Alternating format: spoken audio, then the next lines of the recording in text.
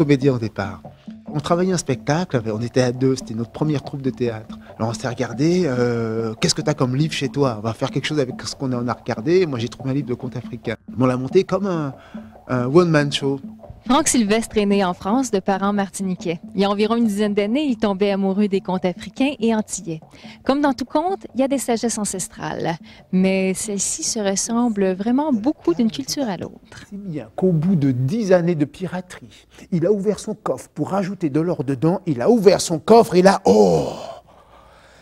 Il a vu que le coffre était rempli à ras-bord d'or. Oh! Il a dit, ouh!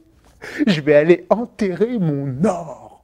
Dans les contes créoles, on retrouve beaucoup, je dirais, de combat, de force, de malice, d'une façon toujours de se sortir de quelque chose. Le conte africain, ça se passe ailleurs, ce sont au niveau des choix des animaux, les personnages, le sorcier, etc. La différence est beaucoup plus dans la forme. Parce que dans le contenu, comme je dis, c'est la même chose.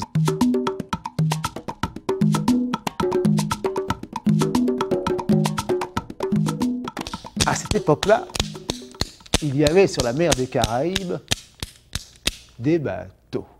Le conte sert beaucoup à l'intégration des cultures, à intégrer, à ouvrir les enfants au monde, au reste du monde, à ce qui se passe ailleurs. Qu'est-ce que vous avez appris de la culture créole? Que ça bouge beaucoup, puis qu'on utilise beaucoup les instruments pour raconter des contes. Puis comme des fois, ça nous a fait sursauter quand il tapait fort.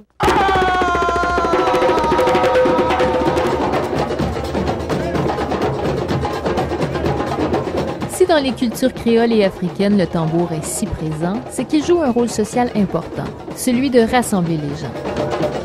Aujourd'hui, en Guadeloupe, il y a tout le mouvement européen qui fait des ravages, il y a des centres commerciaux qui se construisent partout, et puis une identité qui se perd. Et le tambour aujourd'hui tient un noyau.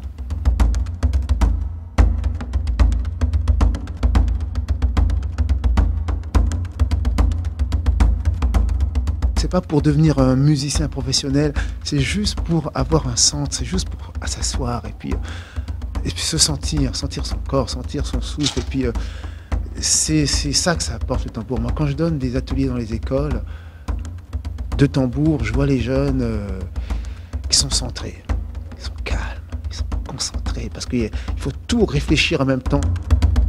Pour Franck Sylvestre, les contes ne doivent surtout pas servir à dire bonne nuit. Moi, je me dis toujours que les contes, c'est pas fait pour endormir les enfants, c'est fait pour les réveiller.